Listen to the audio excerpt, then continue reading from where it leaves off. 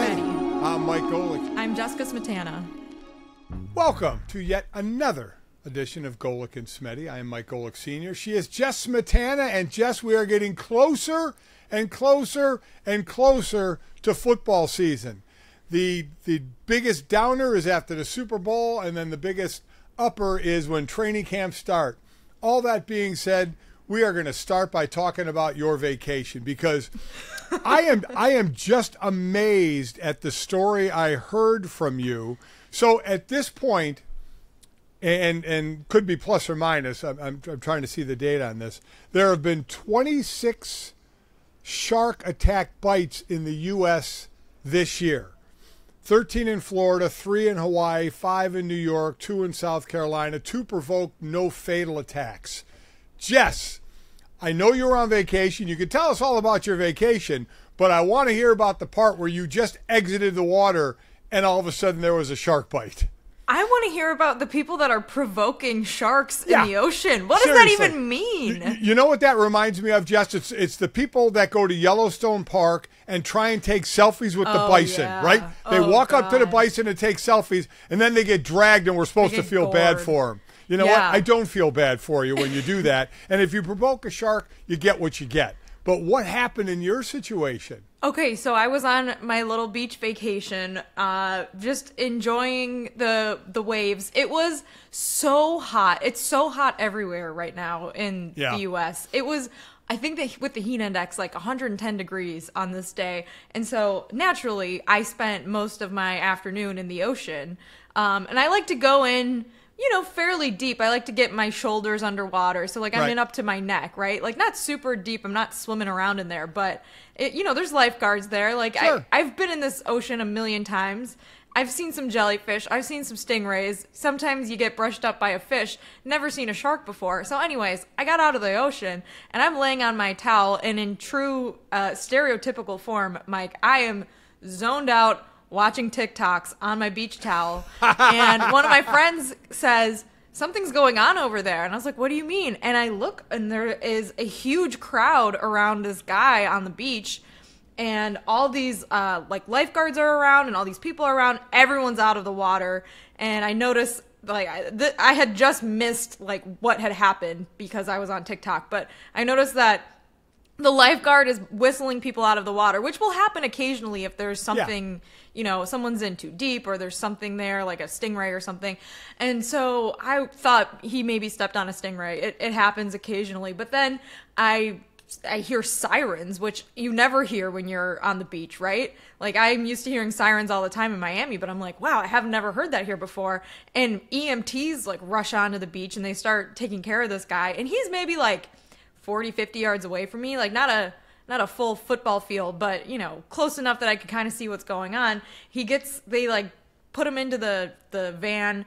They make sure no one can see what's going on pretty much. The lifeguards did a really good job. And then I heard someone ask one of the lifeguards what happened, and he was like, I can't say. And I was like, well, what are you his doctor? What do you mean you can't say? I feel like I should know what the threat is if I go in the water, but that's besides the point. So it wasn't until a day later when I saw on Twitter, the local newspaper where I was vacationing said that it was a shark attack, and they didn't let anyone else in the water for the rest of the day there. So I have a few questions. One, if a shark bites somebody on your beach, how in the hell are you not supposed to tell people? I thought that was so weird, right? That seems ridiculous. That seems like against the law. I mean, that doesn't seem right. I mean, a shark just attacked. Now, I know they weren't letting anybody else back in the water, so nobody was going to get bit again. But, I mean, seriously? I wonder if he didn't want to say it, or I wonder if he didn't want to say it, or if he wasn't allowed to say it. It's a good question. I will admit to being lazy and trying to make my cousin go figure out what was going on. You didn't go over there. You didn't walk over there? Oh, I was still, everyone was kind of being told to stay back. They didn't want people close, which I totally understand. And I don't know if this person is even okay. I haven't seen any follow-up stories, so I have to assume he's fine because you probably would hear a news story if something more serious had happened. I don't know though for sure. That's just me purely speculating. But I told my cousin, I was like, hey, go over there, go figure out what happened. And everyone was so hot and lazy and tired. He turns to me and goes, just make up a story in your head. It'll be better than whatever really happened. And I was like, God. Excuse me. So I tried to make my little cousin go be a reporter and go figure it out. But instead, I ended up just eavesdropping on all the other conversations happening around. And yeah, it sounded like maybe a small shark bit this guy lower leg somewhere. He seemed to be in pain, and that's the latest news. Yeah, that's all I've heard about it. And I think they let people back in the beach the next day. So again, questions. I mean, remember when Florida was having a shark attack a day? It was all over the news. Oh, I saw videos of it, like right next to the shore. Yeah. So was there nothing? It's not like that was your last day there. So did you not hear anything at night on the news, or was there no reporting of it? Nothing. Nothing, and I don't know why. It's so weird because, like you said, I've seen stories about shark attacks in Long Island all summer too, because it seems like it's been happening there a lot. And also, Mike, I think this week is Shark Week, which I don't know if you partake in Shark Week. Love Shark Week. Every year when I come back from the beach, Shark Week is usually like the next week, and then I vow to never go back in the ocean, and then I usually forget about it until the next Shark Week, and at that point I've swam in the ocean like several times. So yeah, it was a little weird timing, a little freaky. I also saw a preview for the new sequel to the Meg when I went to see Barbie last night. So I'm just like really freaked out by sharks right now. I don't know when the next time I'll go in the ocean will be. So we're going to get into Barbie because I saw it as well. So we'll have a breakdown of that. But I think this is where you and I differ a bit. You are, given the choice, you are a ocean girl, not a pool girl. I will go anywhere. What do you prefer? If you only have a choice, if you can go into the ocean on the beach and swim in the ocean, or go lay by the pool and swim in the pool? So it depends, because I really like beach activities. My family is like, my great-great-grandmother and grandfather were born in Italy, so everyone in my family, all the older generations, play beach bocce, and they've like recruited me to be in on the annual beach bocce game. I really like that. I really like playing spike ball. Have you ever played spike ball on the beach? Jess, if I were 30 years younger, because if I tried to play spike ball now, I would injure myself. We made my dad play with us. Oh. And we were both bad, but he was not graceful. Like, you can tell when you play sports with someone who is like cognizant that they don't want to get injured, that they fall a certain way. Yeah, he did that. It was very like, I don't know. I don't want to say like Tom Brady-esque, because Tom Brady's probably more graceful, but it was very funny. But I really like beach games and activities. So I don't know. I mean, it just depends. I also love drinking a nice drink, a nice, high noon or whatever on the beach. So see, I don't. Like them both. I like everything. I don't like the beach, and you know why? I don't like. Yeah. But you live in Arizona. You're in the desert. I know. Surrounded by it. That is very true. But I mean, just what you talked about, how hot it was. And by the way, my daughter Sydney, who was pregnant and due in November, her and her husband live out in Arizona. It's been like a record over 110 for like a month or something. Jesus. And she's like, yeah, great. When I'm pregnant, it's hot as hell. I'm just worried about the dogs. Are they okay? Well, yeah. Well, believe me, they're fine. Those dogs live just fine. I'm not a fan of, because if you're going to the beach, normally it's a hot day. Normally you're going to sweat, and especially where you were, there's humidity, so you're going to be sweating, and then the sand sticks to you. I hate it. I mean, there's sand in places I don't want there to be sand that I got to clean out later. Yeah, that's true. I got no love for the sand, and man, the ocean, that's for the stingrays, the jellyfish, the sharks, and any other thing that could possibly hurt me. I'll swim in a lake. I don't mind a lake. Now, again, it's possibly crocodiles and snakes. I get it. But I am not a fan of the... Have you ever been popped by a jellyfish or a stingray? Yes, I have. It was small, so it was not like really an event. And contrary to popular belief, the lifeguards did not pee on me. They just spray you with vinegar and neutralize the sting, and then you're pretty much fine afterwards. I would try it and say, listen, the best thing for you is me peeing on you right now, and then just try and hold my laughter in. Yeah, I mean, I'm with you. There are more hazards at the beach than in a pool, but I really enjoy the beach. And the thing about the sand is I have a little like system now where when I go into the salt water, I go right back up to wherever there's like a, like a little shower to rinse off. Right. Rinse all the salt water and the sand off. And then I kind of like keep myself from getting too sandy. Okay. And I have like my own system for not getting sand and everything. Like put a lot of things in plastic bags, etc. And it doesn't really bother me, honestly. Like if it's great for your skin, it's great for your hair. I just really enjoy the salt water. Okay, so to close on this conversation, and we'll get into my golf in Tahoe or my lack of golf skills in Tahoe. So just so I understand, you're on the beach. There is a crowd of people on the shore where something obviously happened. EMTs are coming to the site, and you would not get up off your ass from watching TikTok and go see what was going on. Mike, the scarier thing is I'm not sure if I would have known a shark attack happened had someone sitting next to me not been like, hey, something just happened. I think I would have just sat there and scrolled TikTok until the entire beach cleared out and just looked up an hour later and been like, why is no one in the water? So was it wrong when we rip your generation for those kind of actions? Hey, I was in the zone. I was relaxing. All the stereotypes are true. It's not wrong, but, I'll rip you right back. Well, so all in all, I'm glad you weren't the one that caught the shark to the foot and weren't attacked. Can you there. imagine? Well, quite honestly, it would be great it would be great for content on the show. Yeah, I figured you would say that. So that's I would have thought you'd have thought a little bit more about that instead of being as selfish as you were. But that's a whole nother question for a whole nother day. So while you're doing that, I'm in Tahoe at the American Century Classic, this great golf tournament that I've always wanted to play in, and I finally got a chance to play in. And Jess, I'll tell you what, it lives up to the hype. I mean, it's a fantastic tournament. I enjoyed it very much, and I golfed like crap the first couple. It's a 3-day tournament. I golfed like crap the first 2 days, and I golfed better the last day. If I get invited back, I swear I'll do better. So we'll wait and see. But I did get to golf with a couple of people. Because people always say, oh, my God, what athlete do you want to see there? And I said, I don't care about seeing any athlete. I said, I either know them or have had them on my show. That they, I know them. So it does nothing for me. There's no, oh, my God, I can't wait to meet this athlete. But entertainers or actors and actresses, that's a different story because that's not my world. So the first day I did, and as I said, my wife and I go to bed every night and watch Everybody Loves Raymond. And I did golf the first round with Ray Romano. So it was me, Ray Romano, and Mike Vrabel.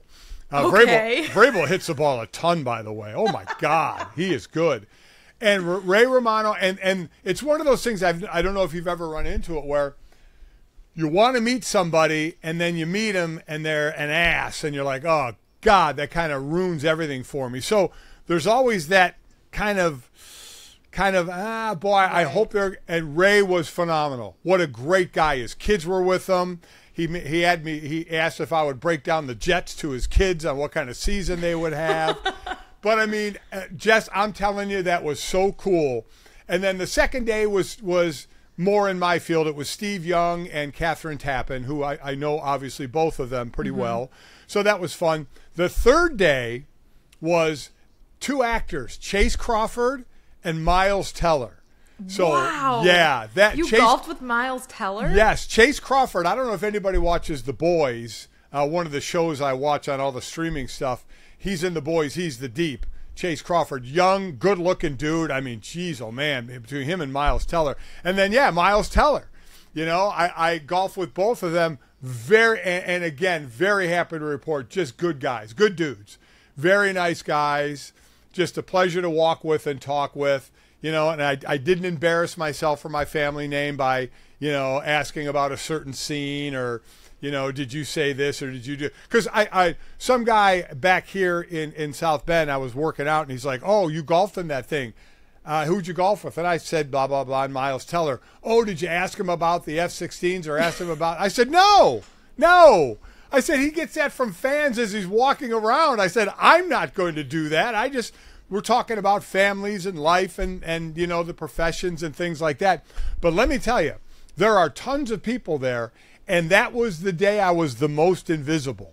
Right? Yeah, well, you were golfing with the star from Gossip Girl and Miles Teller. Exactly. I'm walking, so you walk through these just line of people, and people are like, hey, Mike. Hi, Mike. How you doing, Mike? And, you know, just, and the amount of probably 15 to 40-year-old women that are lining up there, it got to the point, Jess, where I was just walking through them saying, Chase and Miles are right behind me. They'll be here in a minute. They'll be here in a minute. I mean, but those guys, listen, they've been in that situation before. They were great with it. You know, took pictures, signed autographs and everything. It was very, very cool. And that 17th hole is all you would see on TV. It's exactly it.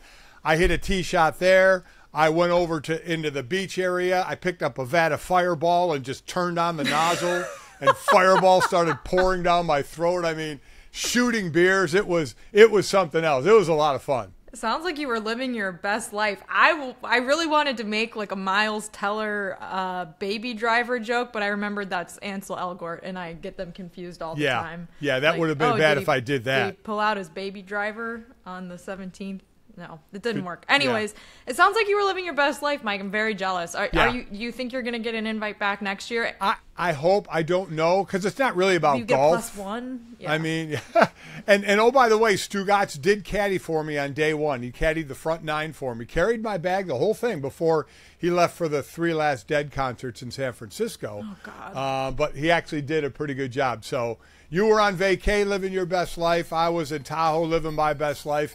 And the women's national soccer team is starting to live their best life again. Can they three-peat it? We're going to talk about that next. Jess, you know, my son Mike brought this up, and I really think he's right. There may not be a more communal fan experience than Olympic or World Cup men's and women's soccer, where you literally will get people who never met each other in a bar, arm in arm, buying each other drinks and just waiting for, in this case, the women's team to beat their next opponent. And I think I agree. I can't think of another, you know, there's the regional stuff with your NFL team or college team, but I can't think of anything nationally. Mike said when he was in L.A., he said he was just getting out of an Uber going into a bar when I guess the women scored their 3rd goal against Vietnam. They won 3-0 in that game. And he said the eruption was just unbelievable. It really made him think there may not be another sport outside, you know, with, again, Olympics and World Cup, where you get that kind of country communal feeling. Yeah, it's hard to think of another team that is as popular as the U.S. women's national team is when it's a World Cup year, right? Like, everyone wants to be part of the history that they're making, and it seems like you want to be like friends with them and like part of the fun that they're having. I remember after they won the 2019 World Cup and it was their, you know, back-to-back win, the videos that they were posting and like the celebration they were having afterward, I think gave all of the fans collective FOMO that they weren't on the team. And I feel like something similar will happen again if they're able to pull it off, which no team has ever done. Like you said, three-peating is exceedingly difficult to do. So we will see about that. But they did win their first match, and that was, you know, the first test with a team that has not played together very much up until this point. It was interesting, and then I think about 30 seconds in, Dennis Rodman's daughter, Trinity Rodman, went down, and I thought, oh, my God, could you imagine if she was really hurt? She wasn't. She went off, and she came back on. But I thought, yeah, I mean, I was panicking. I saw Megan Rapinoe start to warm up like 30 seconds in. Exactly. Which is, yeah, I mean, it could have been really bad. But this World Cup, and especially like this team, has been riddled with some pretty major injuries and injury scares coming into the World Cup. So it wouldn't have really like surprised anyone for that to happen. One of the best players on the team, Mallory Swanson, is out for the entire World Cup because she had a devastating knee injury a few months ago. So this team has definitely dealt with injury issues, and that would have been a really bad one to happen 30 seconds into the first game. Luckily, she was okay. It's also interesting that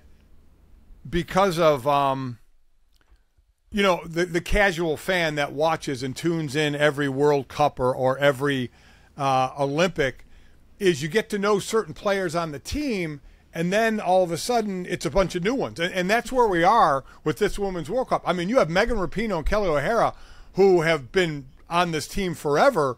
They're subbing now. You know, they're going to get some minutes a game, and that's it. Alex Morgan, another obviously very recognizable name, she's starting out there. But there are so many new faces. You follow it more than I do. So when I sat down and watched, I loved any story that kind of introduced me to these new women who were on the team, because, I mean, it is about a you tell me, it seems to be about a big a changeover as we've seen. Yeah, I think there is a lot to be excited about, too, with the new faces on the team. They're all so far playing really well. And I think, like, any issue that the team might have is going to be an issue of, like, positioning and chemistry and things that, like, don't involve them not having the talent. Like, this team has so much talent and so much extremely young talent. Sophia Smith, who scored the first 2 goals in the game and assisted the 3rd goal, is an absolute star. She's a star in the NWSL. Naomi Girma, who played in the back line with Julie Ertz, who is playing center back because of another player injury, Becky Sauerbrunn, who wasn't able to be on the team this round because of an injury. She played really, really well, looked super comfortable back there. And there's a few players that have only played a couple games with this squad, and they're now starting on the World Cup roster. So, I mean, Trinity Rodman, like you mentioned, is a superstar in women's soccer. So it's really cool to see her out there getting a start in the World Cup. And yeah, I mean, I think this is going to be a weird, like, transitional year where you do have some of the veteran stars like Megan Rapinoe and Alex Morgan and Kelly O'Hara on the team. And in 4 years, I think those players that I just mentioned, the young stars, are going to really, like, hit their stride and be, like, in their prime. And as excited I am for this World Cup, like, this team is their trajectory is going straight up with this young talent. Yeah, and I just love it when we kick the crap out of people around the country. It's awesome. I mean, it's just so much fun to root for. I left out another name that we know, and maybe now they're a power couple, and maybe there's another one. You mentioned Sophia Smith with the first couple of goals. I believe she's dating a wide receiver from the Cardinals. Mm-hmm. And also you have Julie Ertz, who's married to Zach Ertz. You know, it's a tight end in the NFL, so a power couple there. And I didn't mention Julie Ertz earlier. She's a name that we know as well, and she's out there starting as well. So the women play the Netherlands next. That'll be should be the toughest game in the group stage, correct? I mean, Vietnam, we knew they were gonna. Vietnam, I heard that their goal is to score 1 goal in this. Yeah, that's what they said on the broadcast. And, like, credit to them. Their keeper had an amazing game. Yeah. I mean, the U.S. could not finish many of the chances that I think fans would expect them to finish, and I think a lot of that was just because Vietnam was stuffing the box and their keeper had a lot of really great saves. So yeah, I think they really need to win against the Netherlands, and then the 3-point goal differential won't matter as much. And then after they play the Netherlands, they'll play Portugal next week. So I'm sure we'll talk more about that next Tuesday. But yeah, I'm excited. And aside from the U.S., there's a ton of talent in this World Cup. It's going to be, the knockout rounds are going to be really, really cool to watch. Yeah, looking forward to it. Again, maybe the best communal fan sport there is right now, so we have a lot more of it as our U.S. women are just 1 game in. Again, taking on Netherlands next.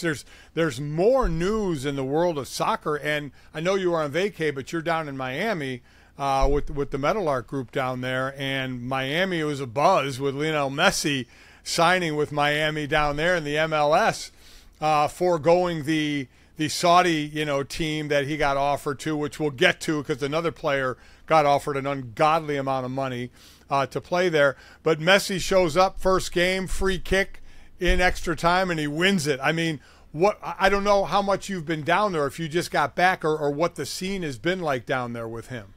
Well, we should clarify. Messi's in Fort Lauderdale, technically, Mike. I don't know if you know, but their stadium is technically not in Miami. Yeah, so, I know. But listen, when I was with the Dolphins, the Miami Dolphins, most of us lived in Fort Lauderdale, so I know that. Yeah, I'm just kidding. I think South Florida is very excited that Messi is here. This is like there has been so much exciting sports stuff happening in South Florida this year with the Final Four and the women making the Elite Eight tournament. and obviously the Panthers and the Heat both making the finals in the NBA and NHL playoffs. And now this is like one other thing. So I know we joke about Miami being, you know, a not super engaged sports town, but it seems that like people are really, really thrilled about Inter Miami having a star on their team. Like the games are going to be sold out for the rest of the season as long as he's playing in them. I'm sure the ticket prices are through the roof. Yeah. I read that the average ticket cost has gone up from like $30 to $400 or something like that. So yeah, I mean, people are really, really excited about it. And shout out to our buddy Chris Whittingham, who was used to be on the Levitard show with us doing the radio call for Messi. Yeah. I didn't watch the game because I was watching the U.S. versus Vietnam game, but it gave me goosebumps watching him score that, you know, send-off game-winner goal. Very cool. Yeah, it was very cool, and you had some of the stars there. Obviously, LeBron James was there, and Serena Williams was there as well, and I'm sure there were plenty of others, because we know in Miami it's all about being seen, you know, at these festivities. But that was very cool. And you know, the one thing we've never really gotten a handle on, Jess, is because we will when we talk about Mbappé as far as money, is the money Messi is making there, because it seems to be tied in with Apple TV, you know, and others who are footing the bill. We don't. Has there ever been a number thrown around out there of what we think he's actually making? I don't know exactly what it is, because like you said, it's a complicated deal. He's probably getting some amount of equity in Inter Miami. And it's not like he chose Inter Miami because he'd be making the highest salary. I think he chose Inter Miami because it was the best, like, forward thinking business decision. And also he would rather play in MLS in Florida than play in Saudi Arabia. He cited his family as being, you know, not wanting to move to Saudi Arabia. I'm not sure. I'm not sure how much he got paid also for the potentially viral Publix marketing stunt. I don't know if you saw that, but you know, that's probably worth a couple $1 million in I would Twitter agree. revenue. So let me ask you this. I was talking with my son about this a little bit, because we, you know, over the years we've been, especially from the men's side now that we're talking about, that the men's side is so behind the women's side. And the men, you know, we've seen them not make World Cups, and maybe their best team will be in 26. We'll see. But a lot of youth soccer, as they get older, they leave that sport and go to other sports. So I'm wondering what will happen first. Can we keep one of our young stars in the MLS, like a Pulisic, instead of him going overseas? Or will we get a star like Messi or Beckham, when he was, I believe, the first to do it, when they're more in their prime, coming to play in the MLS? You know what I mean? It's still, MLS is still, and I would say rightfully so, because soccer's so much bigger in other parts of the world. But it seems it's tougher to keep our young talent here, and the talent we get from overseas is when they're kind of coming to the end of their career. Yeah, it's a good question. I think one thing that the Premier League and a lot of the leagues abroad have that the MLS doesn't have is like 100+ year history, right, and the tradition and the types of things that we have with a lot of our other major sports. That MLS, as a newer league, I think they're in their 30th-ish year right now, they don't really have yet. And I think MLS is extremely popular, but it's competing with things that are bigger and longer standing institutions in the US versus in, you know, abroad, where soccer, like you said, is like the main thing. It's the thing that people grow up with. It's the thing that their parents grew up with. It's the thing that their grandparents grew up with. So there's just a different level of like long-standing history and tradition there. I'm not sure what will happen first. But I mean, like all things, it comes down to money. If Apple is, you know, getting involved in these types of deals and players can get equity and things that they find are good investments, maybe it'll happen sooner than you think. So speaking of money, my God, I still wonder at times, where the hell does soccer get all this money? Now, in this case, it's Saudi money, and this has been out here for a little bit. The Saudi team, Al Hilal, I don't even know if I'm pronouncing it correctly, has offered a record $332 million fee for Mbappé. That would break the record of Neymar, who had his fee was $262 million. And then the report is paying him just $776 million in salary, of which I believe $110 million would have been paid in a signing bonus and then the rest in salary. And he would join Cristiano Ronaldo on that team. And by the way, Ronaldo wants to get the hell out of there. But word is Mbappé is going to turn that offer down. But I mean, just seeing those numbers for playing a sport, A, tells you how much money some people have in this case, and because I don't know how they're making that money back. And B, to sit there and actually say, no, I'm not going to do this. Right. He's currently in a contract standoff with PSG Mbappé, where he plays right now. So, yeah, this is definitely, I mean, I'm sure he's using it for leverage, right? Yeah. He'll probably be able to use it in some way. I'm not exactly sure how, like, I know there's transfer fees and international soccer and all of that. But yeah, it's a crazy amount of money, Mike, like you said. But we've seen other players like Messi turn it down because they don't want to relocate there, and they're interested in other places and other endeavors. So, I mean, the president has been sent, but at the same time, we have seen a lot of players go to Saudi Arabia to play, including Karim Benzema and Roberto Firmino. So, yeah, this is definitely something it's going to happen again. There's going to be another player that's going to get a big offer as they try to accrue more talent in their league. It's kind of like Live, right? You know, with Saudis trying, you know, everybody, you know, we talk of the sports washing with Saudis, you know, history of what they have in the world and trying to kind of hide it in the money that they're paying for athletics, and this being part of it, and Live being part of it, and some players taking it, like you mentioned, and the Live golfers, what we went through. And I think at the end of the day, it all just gets forgotten, right? I mean, because how many times have we brought up, you know, China and the NBA, and then it gets brought up and everybody screams and yells, and then everybody sits back down and we just go on. So, I mean, it's like if somebody wants to make a personal decision that they don't like what's happening in Saudi Arabia and they don't want to do it, that's fine. But if somebody takes some money, they may catch some grief for a bit. But then it all seems to settle down, Jess. Everybody seems to say, you know, okay, we just kind of forget it and we move on to the next thing. We have very short attention spans, I think. What? What'd you say? Yeah. As demonstrated by me scrolling TikTok on the beach. Yes, that's exactly right. Well, that's monster money in soccer. There was a pittance of money compared that was offered in the NFL that got a guy back into camp. We'll discuss that next. All right, Jess, we're talking about hundreds of millions of dollars in the soccer side of it.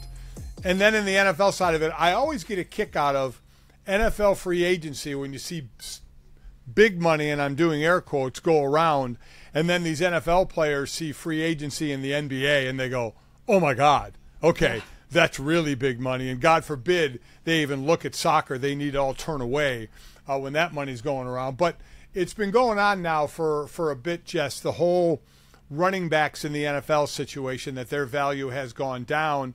And not you know, just saying, oh, we think their value is going down. Their value is going down. They're being offered less and making less than they've made. And it's a problem to the point where a lot of the running backs got on a Zoom call, the better running backs, to complain about it. And as I've already talked about a ton, there's really no solution at this point. There's possibilities here and there, but nothing is going to be concrete for a while. They're just going to be very mad for a while that they're the lowest paid position group out there on the field, just under the tight ends. But the Saquon Barkley thing, so Saquon Barkley we weren't sure, was he going to hold out? Was he not going to hold out? He has not signed the $10.1 million franchise offer, just like Josh Jacobs from the Raiders had not. So we still don't know what he's going to do as camp is getting ready to open.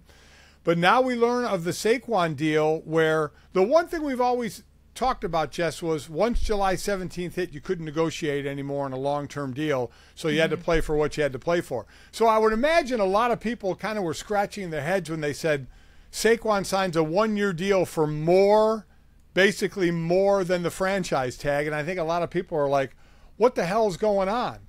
You are allowed to do a one-year deal, okay? His base salary is still the $10.1 million franchise tag, but they added $900,000 in incentives. And as part of the 10-1, $2 million will be given to him right now. So you can finagle it a little bit of a way, but that makes him, I guess, happy enough to report. And I've heard people talking about he lost in this situation. It's a bad situation for him. I just wonder, as all this has kind of evolved, what you think. It's a good question. I mean, so I missed a lot of the running back grievance discourse on vacation last week. It seems like kind of a neutral, it's not like a lose-lose or a win-lose.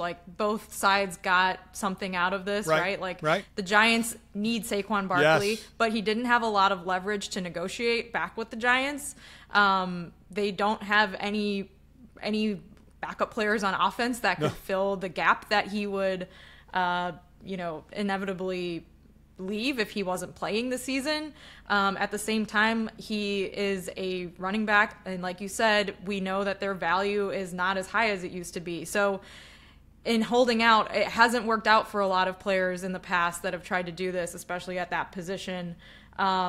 He is making more than he would have made on the franchise tag. I saw that there were some speculation that he would sign a contract that would have a clause in it that he wouldn't be tagged for next season.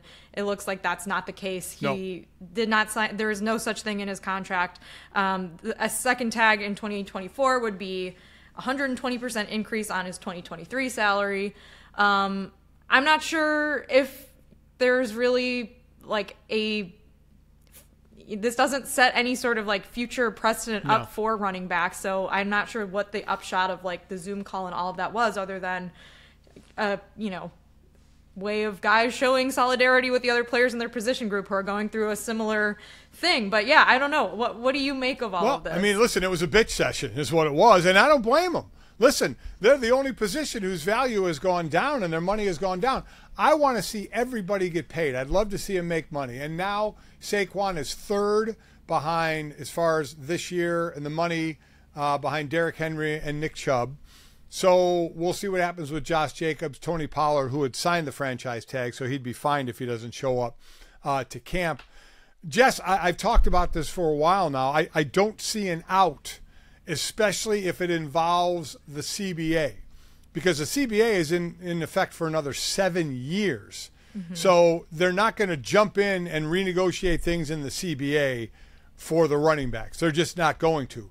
So there are different ways that you hear, and I don't want to get too far into the weeds as far as players and who exceed their draft position by playing more than you would think. If you're a seventh-round pick and you end up being a starter, there's a player pool of money where you get extra money because of that. Again, I don't want to dive too deep into it. There is a pool of money that they can maybe finagle, possibly, because it wouldn't involve the CBA at all. I doubt that's going to happen. I'm not sure what the answer is going to be.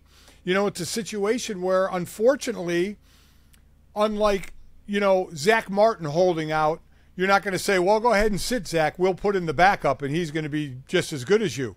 Chris Jones holding out, the D tackle for Kansas City. Go ahead, Chris, keep holding out. Whoever we put in will be better than you. We've seen that at the running back position. Mm-hmm. We saw, Clyde Edwards-Helaire, a top pick for the Chiefs a couple of years ago, get beat out by a seventh rounder in Isaiah Pacheco.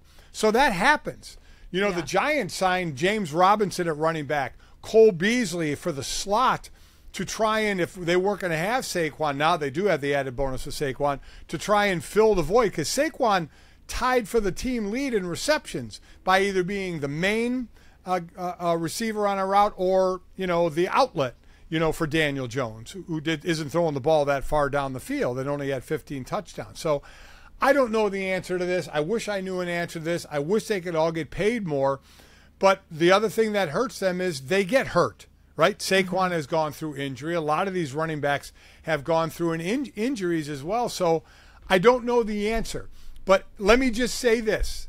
Having been involved for the league for 9 years, having been involved in CBAs, having been involved in strikes, the one thing that people keep bringing up is, well, maybe the other position should give up some of their money to help the running backs. Let me just say unequivocally That will never freaking happen. Okay? It's not going to happen. It is. If you got a money issue, you got a money issue. I respect your money issue. If Saquon held out, nobody on that team would be mad at him because he's trying to get his. But in him trying to get his, somebody comes to you and say, hey, will you give up some of yours? The answer is hell no.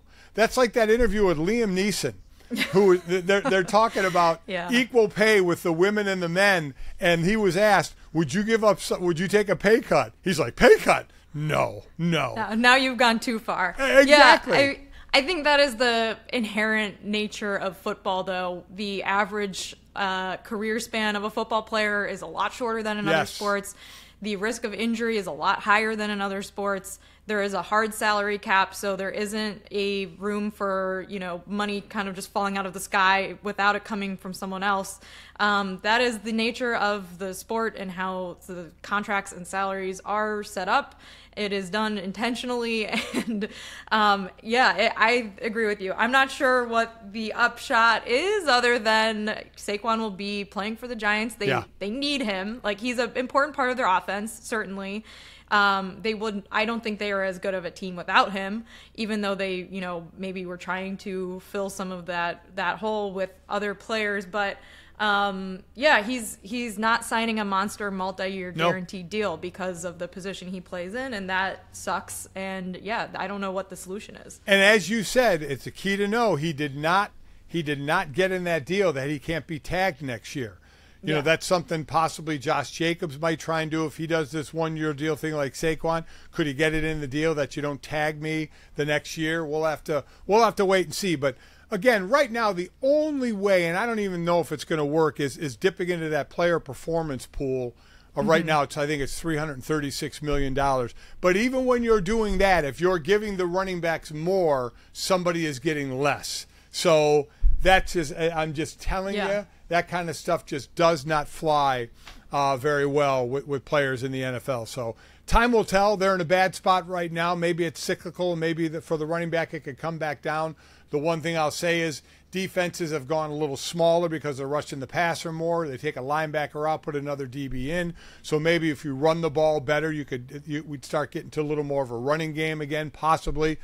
But the bottom line is the quarterbacks are running extremely well, so that hurts the running backs as well. But good news, Saquon in camp. Giants need that. He's their best player. So, between the Giants and the Cowboys and the Eagles for that NFC East, that should be one heck of a race there. All right, coming up, there's who goes back to the theater anymore? But, man, there's a couple of movies out there that have just done incredibly well. Jess and I saw one of them. Our report next.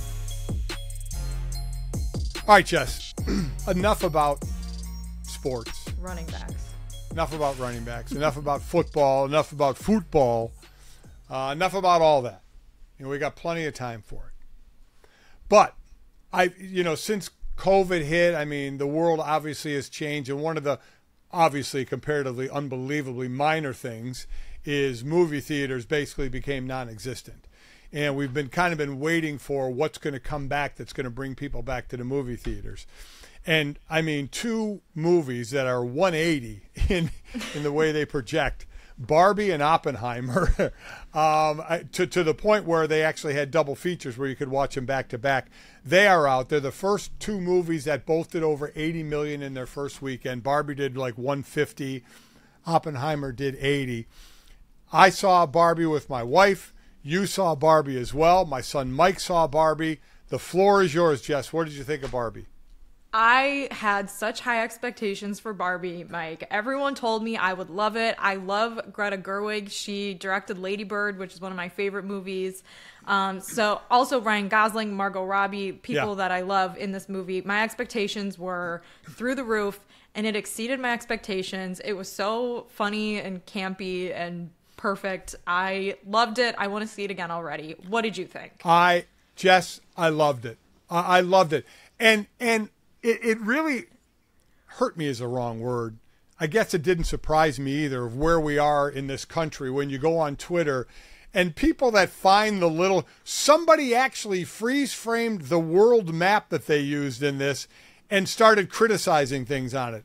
I'm like, what kind of life do you have to have when you are taking a Barbie world map and criticizing what's on it? In my eyes, what kind of loser do you have to be? Oh, what I did not see that. Oh my God, Jess, it's unreal what people were saying about from the feminist side to the men's side and ripping this movie. I'm like, my God, people, it's Barbie. Okay, I mean, Oppenheimer, listen, that's based around a true story. I mean, that's a deep movie, and I'm looking forward to seeing it. But my God, you know what? One of the things I laughed at, Jess, when the suits went into Barbie Land at the end, and Will Ferrell is the CEO, by the way, was phenomenal. He was so funny. So funny. But one of the suits, when the men were having their fight, one of the suits got hit by the suction cup arrow. Yes. And the next time you saw him, he was in a sling. Yes. I mean, stuff like that just had me dying. I agree. It was fantastic. Ryan Gosling was great. The narrator, who was it? Helen Mirren. Helen Mirren was, and when Margot Robbie said she like felt ugly or something, and all of a sudden Helen goes, "Well, then don't cast Margot Robbie." As, you know, it was just so good. It was. I loved it.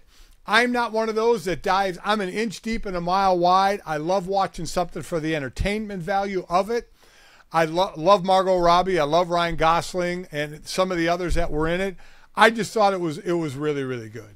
I thought America Ferrera was so good. She was probably one of the best performances. She gives like a monologue in the middle of the movie where she's trying to like deprogram the Barbies, that I thought was like so well said. And especially like it hit me very deep in my soul, Mike, because I think a lot of the things that she says in this like Barbie monologue, like, and it's supposed to be like a silly movie, but it is addressing a very legitimate, you know, societal issues, mainly of feminism and the patriarchy and toxic masculinity, etc., etc.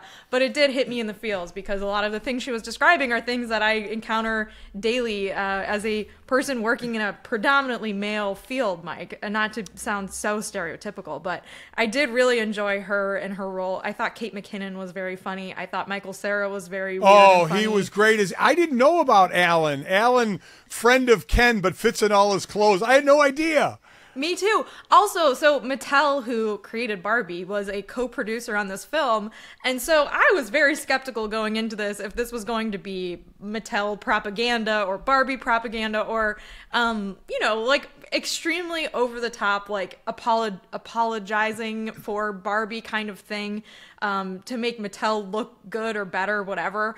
I felt that it like totally walked the line without crossing it in those terms. I thought it was done very smartly. There were certain things that I was surprised Mattel as a co-producer was like, yeah, you can put this out there, that's fine, because it made them look kind of bad at some points, and as they should, because that's the whole topic of the movie, right? Like, they created this toy that every girl would want to aspire to, but is an unrealistic beauty standard that ended up hurting young girls and women. So yeah, there's a lot of layers to it, but I really, really enjoyed it. And the first twist that I thought was really good was Margot Robbie thought she was going to the real world for the kid, for America Ferrera's kid, and it turned out to be for her, which kind of fits because, in all honesty, Barbie is not your era, Jess.